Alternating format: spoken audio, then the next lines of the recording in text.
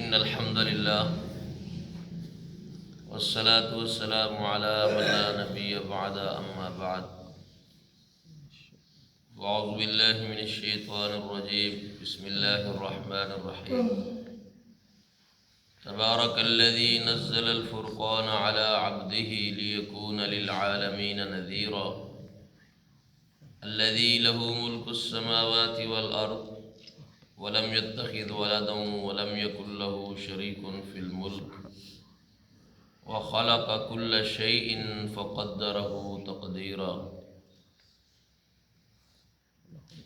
سورۃ الفرقان کا آغاز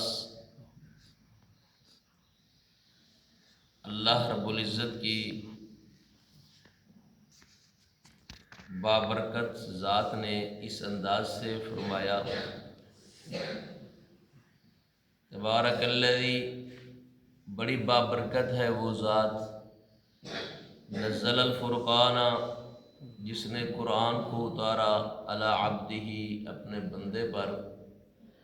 لیکون للعالمین نذیرا، تاکہ جہان والوں کے لیے ڈرانے والے بن جائے۔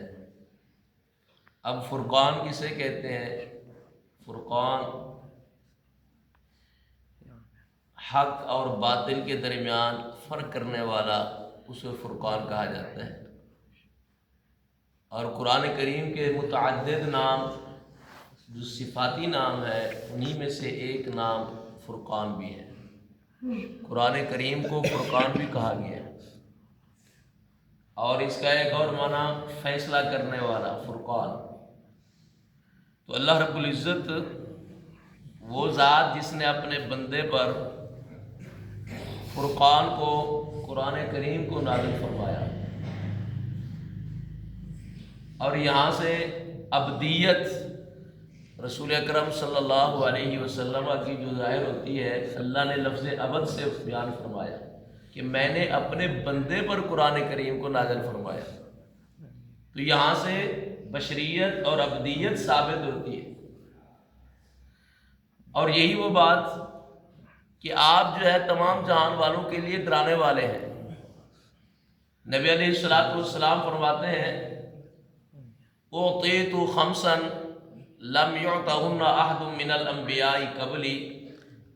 کہ اللہ رب العزت نے مجھے 5 چیزیں عطا فرمائی ہیں جو مجھ سے پہلے کسی اور نبی کو اللہ نے وہ عطا نہیں فرمائی، اور وہ خاصہ اللہ نے مجھے عطا فرمایا۔ اور انہی میں سے ایک بات، کانا یبعث الناس، یبعث النبی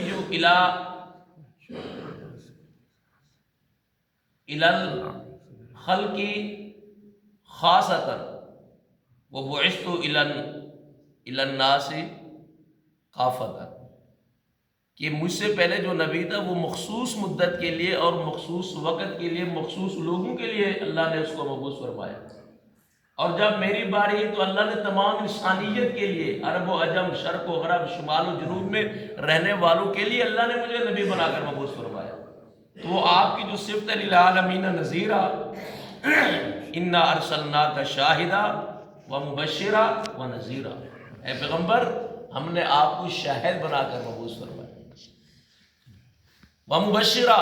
اور بشارتیں دینے والا بنا کر مبعوث فرمایا، ونذیرا، اور ڈرانے والا اللہ کے عذاب سے، اللہ کی جہنم سے، اللہ کے ہولناک جو ہے، جو اللہ نے تیار فرمایا ہے مجرموں کے لیے، اس چیز سے میں نے ڈرانے والا بنا کر اللہ نے اپنے آخری نبی جناب محمد رسول اللہ صلی اللہ علیہ وسلم کو مبعوث فرمایا۔ تو اسی لیے فرمایا الذی لہ ملک السماوات والارض، پہلے اللہ نے توحید بیان فرمائی، اور اس کے بعد نبوت بیان فرمائی، اور پھر قیامت کا تذکرہ فرمایا۔ آگے اللہ فرماتے ہیں الذی لہ ملک السماوات والارض، اللہ وہ ذات ہے کہ جس نے آسمانوں اور زمینوں کو، اللہ آسمانوں اور زمینوں کا بادشاہ ہے، سب سے پہلے اللہ کی بادشاہ ہے، آسمانوں کا بھی وہ بادشاہ ہے اور زمینوں کا بھی وہ بادشاہ ہے۔ اور دوسری خوبی، وَلَمْ يَتَّخِذْ وَلَدًا، اللہ کی کوئی اولاد نہیں، نہ وہ خود کسی کی اولاد ہے، اور یہی وہ عقیدہ توحید ہے جس کی تکمیل کے لیے اللہ نے 1,24,000 کم و بیش انبیاء اکرام علیہ السلام کو مبعوث فرمایا، اور ان سب کا جو نقطہ نظر تھا، سب کا جو منہج تھا، وہ یہی تھا کہ اللہ ایک ہے اور اس کا کوئی شریک نہیں۔ اور سورۃ الاخلاص کے اندر اللہ رب العزت کی ساری باتیں وہی بیان فرمائی ہے کہ قل هو اللہ احد اللہ الصمد لم یلد ولم یولد ولم یکن له کفوا احد۔ تو اللہ کی کوئی اولاد نہیں، اور یہاں سے یہود و نصارہ کے دعوے کی تردید، اور پھر اس امت محمدیہ کے اندر ان کلمہ گو مشرک لوگوں کے عقیدے کی تردید جو کہتے ہیں کہ اللہ کے نبی جو ہے وہ نور میں سے ایک نور ہے، اللہ کے نور کا حصہ ہے، فاطمہ، حسن، حسین، علی اللہ کے حصوں میں سے حصے ہیں، یہ ٹکڑے ہیں۔ اللہ نے ان لوگوں کے عقائد اور نظریات کو رد کیا کہ میرا رب تو وہ ہے وَلَمْ يَتَّخِذْ وَلَدًا، اللہ کی کوئی اولاد نہیں۔ اور تیسری بات فرمایا وَلَمْ يَكُنْ لَهُ شَرِيكٌ فِي الْمُلْكِ،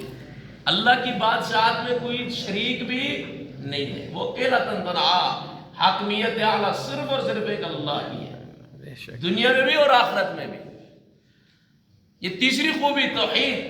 وَلَمْ يَكُنْ لَهُ شَرِيكٌ فِي الْمُلْكِ۔ اور اللہ نے سورۃ الکہف کے اندر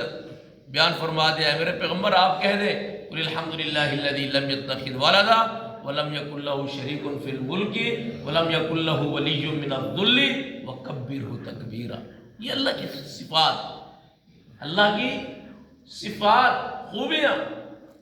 اور اسی طریقے سے فرمایا وَخَلَقَ كُلَّ شَيْءٍ، اللہ نے ہر چیز کو پیدا فرمایا، فَقَدَّرَهُ تَقْدِيرًا، اس کا بہترین اندازے کے ساتھ اس کو پیدا فرمایا اور اس کو ٹھہرایا۔ ہر چیز کا اللہ نے اندازہ